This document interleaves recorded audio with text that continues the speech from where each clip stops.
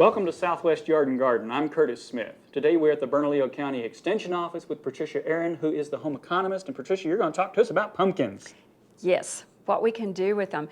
There's probably no vegetable that announces the arrival of fall like a pumpkin. The beautiful gold colors that we find in leaves and in autumn colors.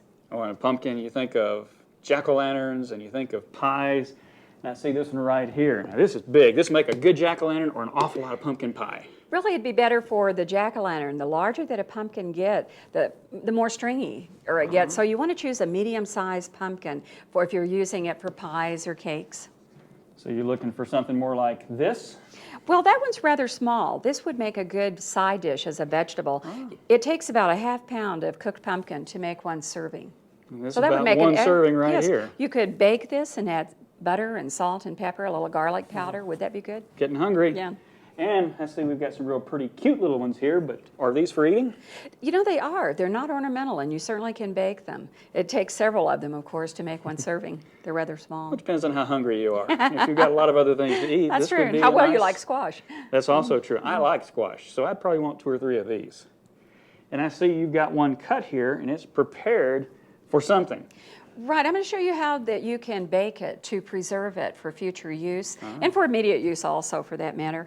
What you want to do is cut the pumpkin in half, and then you're going to remove all the fibrous seeds and the fibers there, like You've got to do a this. little bit of scraping. That's a little bit of work. That's the hardest work in the whole thing, isn't it? That really it is. And how much of this do you have to take out? Want to take every bit of it out. You only want the flesh left.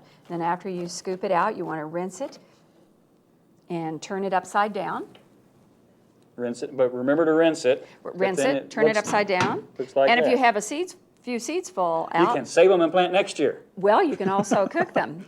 You would take the seeds and wash them and get all that fiber off, and then dry them. You can lay them on a paper towel in your kitchen, let them dry, and then you can roast them. You take 1 cup of dried seeds and toss with 1 teaspoon of vegetable oil, put them on a baking sheet, 350, for about 10 minutes, stir occasionally, and then lightly salt them, and they make a wonderful, nutritious snack for children. So the key is And for big tossing kids, them, too, like tossing you. them with the oil. I had baked some before, but I didn't put the oil with it. So that would make a big difference because it kind of came out a little bit burnt. And a point Right. here, we're doing this kind of fast, and so these would be in a bowl somewhere, not really underneath here, like where we picked that one Right, up. you take them out and dispose of the fiber and keep the seeds if you like. Save some to plant, but save some to roast. Yes, to eat. And then this goes in the oven, 350 for 350. 1 hour or until tender. And when it's done, it'll be like this. Feel of that, and you can see that. See how nice Oh, and it's soft nice it and is? soft. Yeah, it's ready to go. Yeah, and it's ready to go. So we'll just turn it over, and you can see that you've got cooked squash. And Looks good. yeah, so what we're going to do is just scrape it out.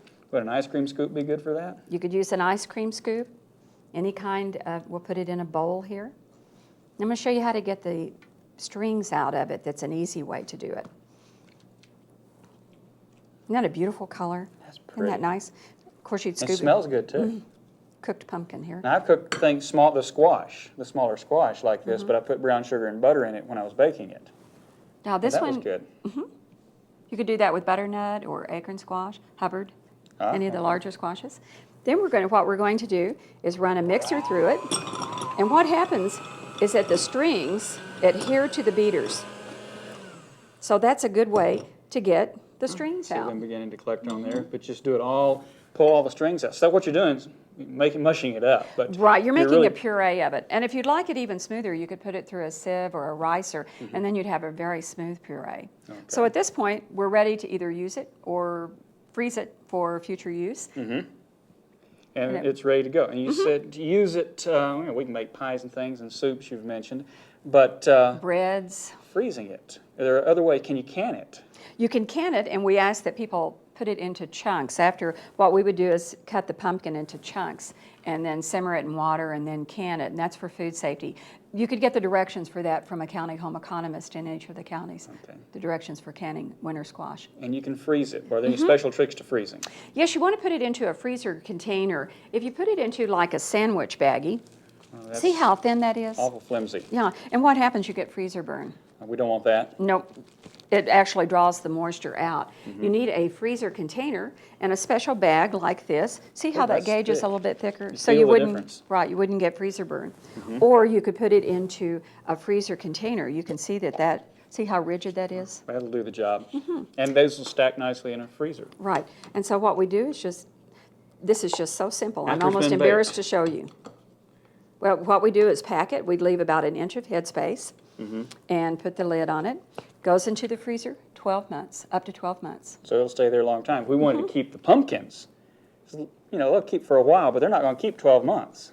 No, when you have harvest a pumpkin, you want to cure it. And that's where you're putting it in a well-ventilated area at 75 to 85 degrees for 10 days. And then ideally, you would store it in a place that's 50 degrees for several months. The warmer the environment, then you're going to get a stringier pumpkin.